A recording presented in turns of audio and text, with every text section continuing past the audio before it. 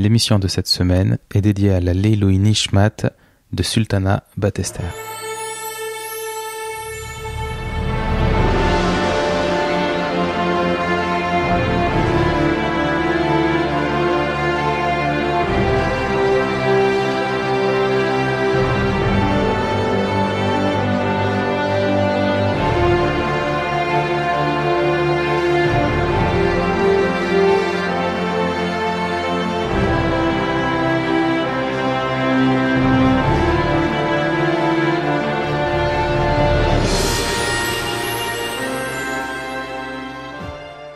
Précédemment,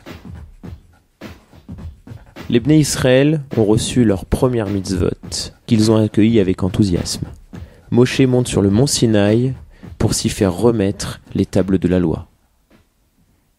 Bonjour à tous et bienvenue sur rosetdemiel.fr pour cette 19e paracha de la semaine. Nous allons démarrer tout de suite Teruma en votre compagnie. Moshe reçoit de la part d'Hachem l'ordre suivant. Il doit il doit mettre à contribution l'ensemble du peuple pour la construction du temple. C'est ça. Hachem lui donne des instructions extrêmement précises sur ce qui doit être utilisé comme matériau, sur comment on doit faire les choses, sur les dimensions, les ustensiles, tout dans les moindres détails est donné. Et d'ailleurs, l'ensemble des travaux qui seront nécessaires à la construction du temple seront considérés comme les mélachot de Shabbat. Les mélachot, ce seront les travaux interdits. C'est-à-dire que tout ce qu'on avait l'habitude de faire pour construire le temple sera considéré comme un travail et donc interdit le jour de Shabbat, puisque Shabbat, on ne travaille pas.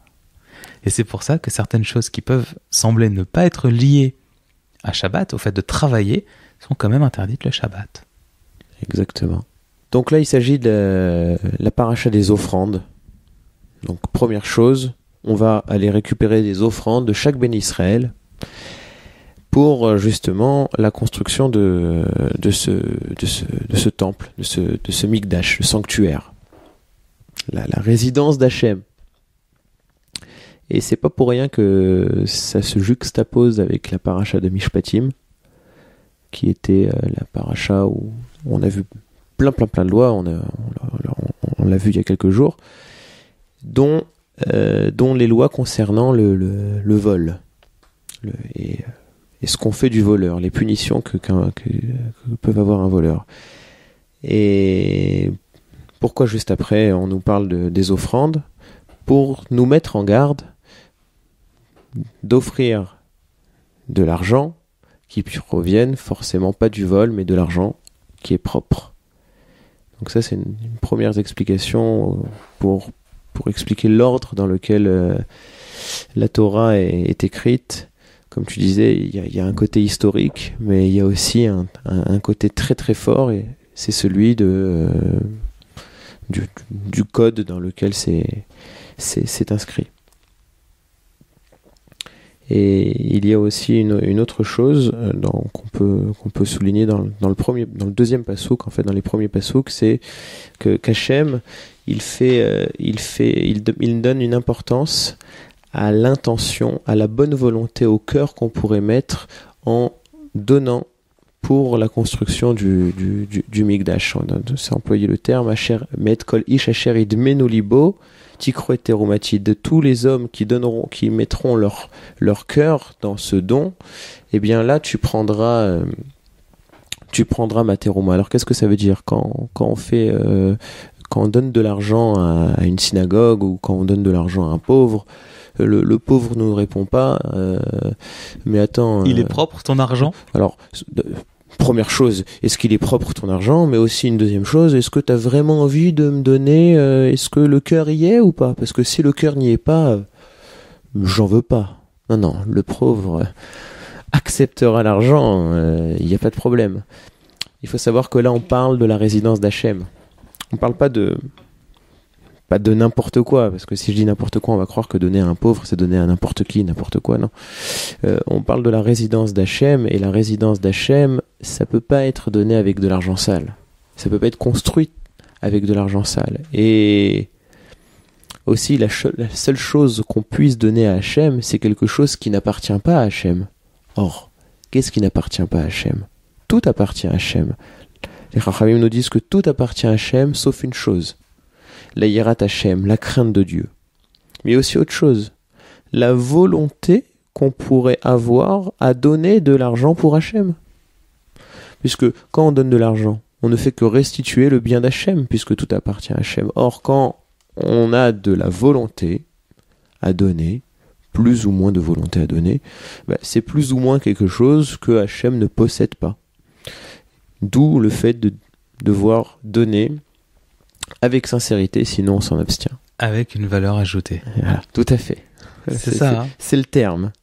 Ça me rappelle quelque chose, tu sais, quelqu'un qui donne quelque chose qui est commun, comme un savoir, je sais pas, sur la paracha de la semaine, mais qui va y mettre les formes, tu sais, de manière à rendre la chose un petit peu différente, un petit peu mieux.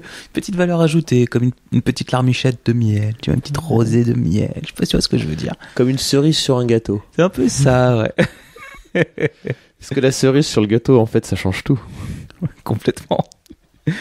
Alors, la description est absolument magnifique.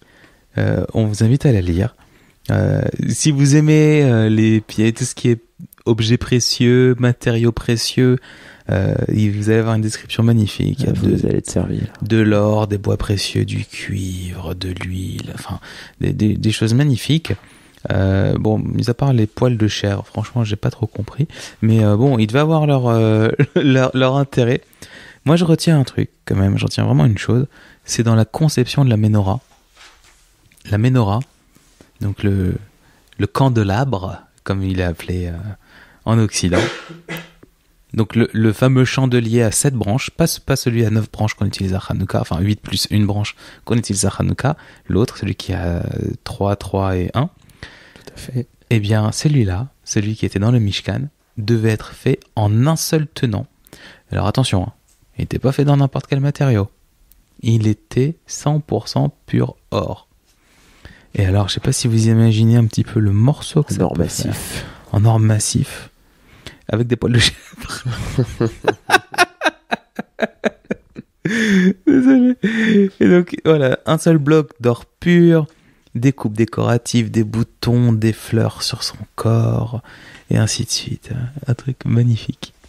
Alors quand tu dis en un seul bloc, c'est-à-dire que on ne pouvait pas avoir un pied assemblé avec des branches collées avec de la colle ou en fondant un petit peu l'or, le petit bout pour que... Non, le modèle Ikea pouvait pas convenir. Voilà, c'est ça. Voilà, il fallait le truc en massif, coulé d'une seule pièce. C'est ça. Je raconte pas la taille du moule.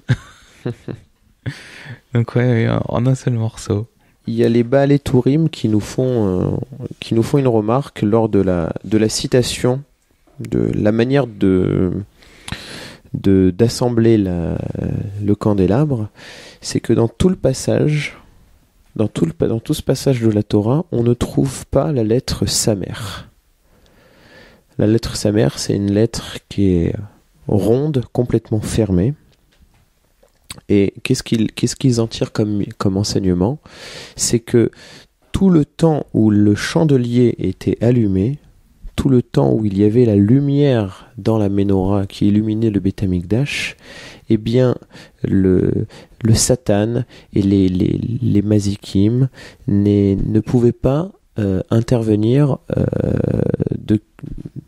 pour faire du mal au Bnei Israël. Et donc c'était une source de protection pour le peuple d'Israël que d'avoir la lumière dans la menorah. Razak, tu veux ajouter... D'ailleurs, il faut savoir que cette menorah qui était dans le temple, c'est la menorah que au moment de Hanouka, on a pu allumer avec l'huile qu'on avait trouvée par miracle et qui avait duré 8 jours par miracle. Donc c'était l'huile qui servait à allumer justement cette menorah, cette lumière qui nous permettait d'avoir un Beth Amikdash complètement entier et de pouvoir en tirer toutes les satisfactions qu'on n'a pas encore aujourd'hui, Bezrat Hashem, à la venue du Mashiach, et on pourra construire ce 3e temple. C'est sûr. Très bien. Bon, bah écoutez, Cette paracha étant ce qu'elle est, on vous invite vraiment à la lire, à jeter un petit coup d'œil à la description, vous allez voir, c'est impressionnant. Et puis, on vous dit à la semaine prochaine. Bezrat Hashem. Voilà, ça contraste avec le podcast de juste avant qui faisait plus d'une demi-heure. Voilà, cette fois-ci, c'est light. Et puis, on va faire la version express maintenant. Merci de nous écouter, merci de nous suivre, et on vous dit à très bientôt. Shabbat Shalom. Salut!